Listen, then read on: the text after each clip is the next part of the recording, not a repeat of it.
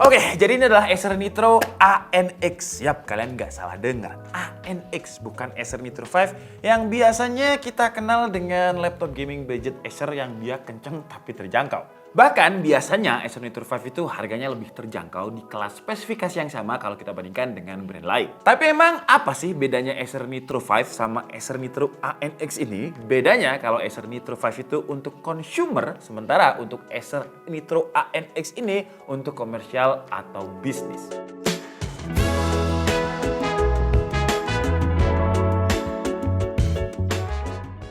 Pemerintah sekarang udah ketok palu ngasih syarat kalau misalkan instansi pengen beli laptop itu tingkat TKDN-nya harus minimal 40%. Tahun lalu itu kalau nggak salah masih di 25%, sekarang udah di 40%. Dan si Acer ANX ini TKDN-nya udah 41,03%. Jadi udah melebihi minimal syarat dari pemerintah. Dan ternyata sejak 2021 Acer itu udah punya tingkat TKDN 25% dan termasuk laptop yang akan diborong sama pemerintah.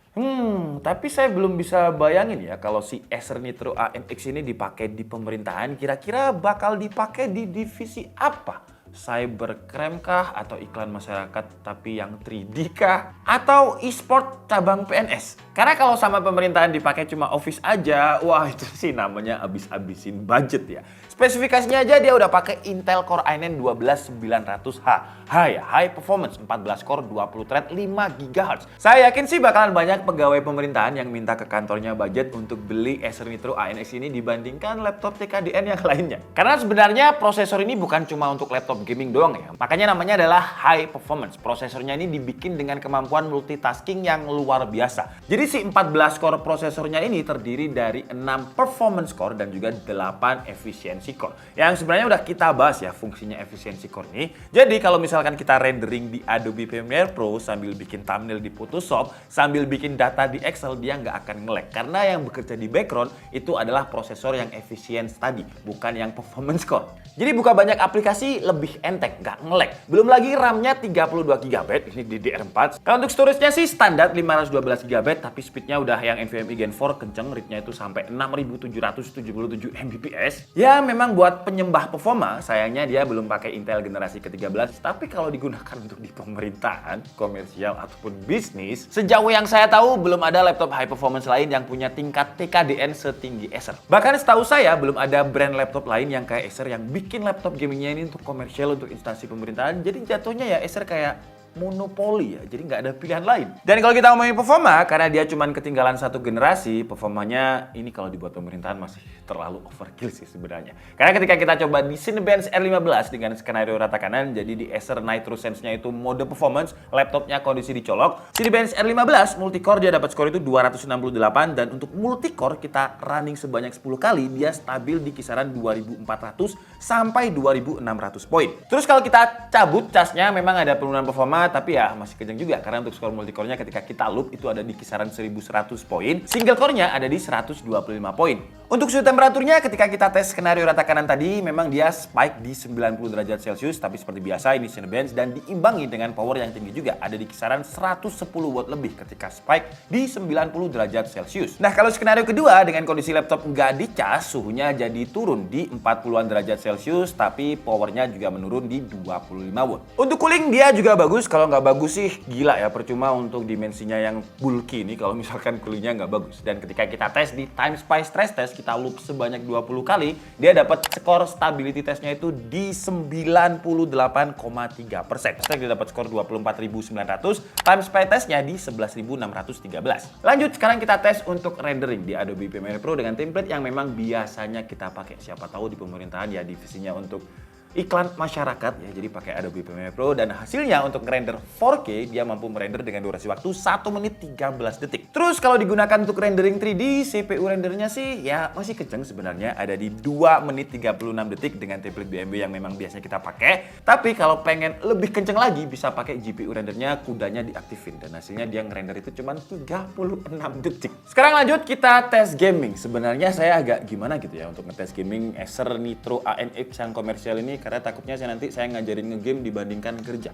Tapi nggak apa-apa lah ya, karena saya pengen tahu performanya ANX dengan Nitro 5 ini bedanya apa sih. Dan pertama, seperti biasa kita coba di Valorant dulu dengan settingan resolusi Full HD, grafiknya high, dan dia dapat average FPS 256. Wah, udah tumpah-tumpah FPS-nya ya. Untuk maksimumnya bisa tembus 300, minimumnya di 140-an FPS. Kita coba di game AAA deh, kita coba di Far Cry dan resolusi Full HD, grafiknya high juga, average FPS dia dapat 104, maksimumnya 132, drop cuma di 71 FPS, masih aman. Di Tomb Raider dengan settingan yang sama, average FPS 94, maksimumnya 119. Di Assassin's Valhalla settingannya sama ya, jadi resolusi Full HD, grafiknya high, average FPS dia dapat 86, maksimumnya bisa sampai 109. Dropnya masih di 70-an FPS. Yang dropnya di bawah 70 FPS itu Watch Dogs ya. Watch Dogs ini kita pakai grafik high, ray tracingnya medium, DLSS-nya ada di performance, dan hasilnya average FPS dia 63, maksimumnya 93 FPS, dropnya di 53 FPS, angka yang sebenarnya masih playable untuk dimainkan. Kalau misalkan dirasa FPS-nya kurang, ya tinggal ditarik ke kiri aja untuk settingan grafiknya. Sekarang kita lihat suhunya nih, ketika kita pakai untuk rendering 4K tadi, Adobe Premiere Pro suhunya itu cuma di 75 derajat Celcius, dan dia cuma butuh daya sekitar 60 watt, padahal tadi rendernya 1 menit ya. Terus untuk rendering 3D tadi pakai CPU, dia awal-awal aja 90 derajat Celcius, tapi ketika udah ngeload dia turun ke 80 derajat Celcius. Untuk GPU render jelas suhu prosesornya lebih kecil ya, di 85 derajat Celcius itu, tapi spike sekali aja, stabilnya di 50 derajat Celcius, dan GPU temperaturnya spike di 60 derajat Celcius, tapi nggak konstan gitu. Terus kalau kita gunain untuk main gaming, kita coba ambil data dari Watch Dogs aja ya, karena dia FPS-nya tadi yang paling rendah, harusnya dia yang paling ngoyo, dan hasilnya kalau di Watch Dogs suhu temperaturnya itu ya spike sekali di 100 derajat Celcius, tapi sisanya itu konstan di 90 derajat Celcius. Kalau Valorant, di mana game ini CPU bond banget, dia stabilnya di 90 derajat Celcius, powernya cuma butuh sekitar 70 watt. Dan kalau kita lihat dari chartnya ini, nggak ada throttle sama sekali. Jadi kalau kita ngomongin cooling, Acer Nitro ANX ini udah cukup adem. Layarnya juga bikin betah untuk berlama-lama di depan laptop. Dari dulu saya selalu bilang kalau Acer itu ciri khasnya dia layarnya pakai real IPS, nggak kayak brand-brand lain yang IPS. Tapi IPS level, ini real IPS. Yang resolusinya itu ada di QXD, refreshnya di 165 Hz. Color gamutnya dia bilang 100 sRGB, dan ketika kita tes pakai device kita juga 100 sRGB, karena biasanya kan ada yang 98, 99, tapi ini pas 100 sRGB. Harusnya kalau layarnya sebagus ini sih ya lebih sering kerja ya, atau minimal kelihatan kerja terus di depan laptop lah ya kalau pakai Acer ANX ini. Karena bisa dibilang spesifikasi layarnya ini dibuat editing nyaman, presentasi juga bagus warnanya. Buat gaming asalkan jam istirahat, kalau gamenya Valorant aja kalian lihat tadi refresh FPS kan 300. Nah ini refresh rate-nya 165 Hz. Jadi udah lebih dari refresh rate yang ditawarkan. Asalkan pas jam istirahat main gamenya ya. Dan untungnya sekarang desain Acer Nitro itu nggak terlalu norak kayak Nitro 5 yang lama, yang warnanya hitam dengan aksen merah dan logo kunainya yang tajam dulu. Sekarang lebih kalem, nggak terlalu terlihat gaming kalau dipajang di instansi atau di front office. Jatuhnya malah kelihatan keren dan niat. Kalau yang dulu kesannya itu bakal jadi bukan kantoran sih, jatuhnya malah kayak warnet.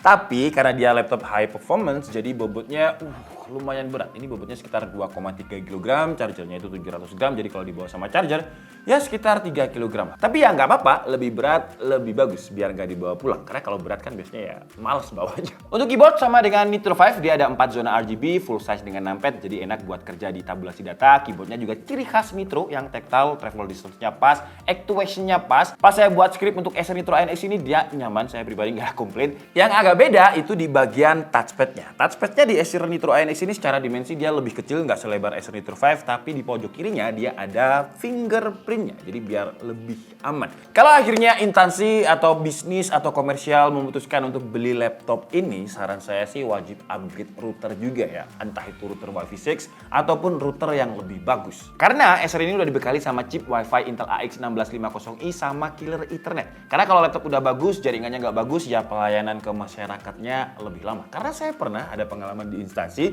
lama banget ya, saya kira apa gitu, ternyata loadingnya lama, loading internetnya lama. Jadi untuk ngeload tekstur website itu butuh waktu sekitar 3 menit, itu kan lama banget. Kalau misalkan pakai jaringan yang bagus, router yang bagus, laptopnya bagus, itu lebih lancar, jadi bisa motong waktu antrian lebih cepat. Untuk port dia juga lengkap, dan port-port yang penting yang biasanya sering kepake itu udah dipindah ke bagian belakang. Jadi di bagian belakang itu ada input power, ada USB Type-C, ada HDMI 2.1, di sebelah kiri ada USB Type-A, ada LAN, ada audio jack, di sebelah kanan ada 2 buah USB Type Type-A 3.2 Gen 2. Nah, untuk USB Type-C yang bagian belakang ini, dia udah support dengan DisplayPort, Power Delivery, dan Intel Thunderbolt 4. Makanya dia ditaruh di belakang karena port itu bakalan sering kepake. Untuk audio, dia udah pakai DTS, dan untuk ukuran laptop gaming dengan dual speaker, menurut saya suaranya wah gila. Biasa aja sih ya, suaranya ya kayak standarnya laptop gaming pada umumnya. Bassnya kurang imersif. Tapi nanti kan di instansi ataupun di perkantoran kan nggak boleh nyetel musik kenceng-kenceng ya. Audio kenceng-kenceng nanti malah mengganggu masyarakatnya. Oke lah, jadi cukup segitu aja review dari Acer Nitro ANX yang sebenarnya nggak bisa kita beli di e-commerce. Kalau kalian ketikkan Acer Nitro ANX itu nggak bakalan muncul. Munculnya kalau kalian ketik di Google dan munculnya ke komersial.acer.id. Karena untuk beli laptop ini kita harus punya lembaga dan bisnis dengan skala yang lumayan. Untuk harganya bisa random sih ya, tergantung pesanan kita. Jadi kalau misalkan kita mau RAM-nya 128 GB, terus kita mau konfigurasi apa, itu bisa. Asalkan ya nego-negoannya sama Acer. Memang beda untuk kelas consumer sama komersial. Harganya itu bisa berubah-ubah. Jadi kalau kalian tanya harga Acer Nitro ANX ini berapa, wah saya kurang tahu sih. Yang pasti ya pasti puluhan juta. Kelebihannya jelas, TKDN-nya udah aman. Kalau ada audit, hati bisa tenang karena udah memenuhi syarat. Dari sisi performa juga udah terlalu overkill kalau Nitro ANX ini dipakai di bisnis atau pemerintahan. Coolingnya juga aman-aman aja, nggak ada kendala throttle. Tapi kekurangannya kalau dipakai di instansi, menurut saya adalah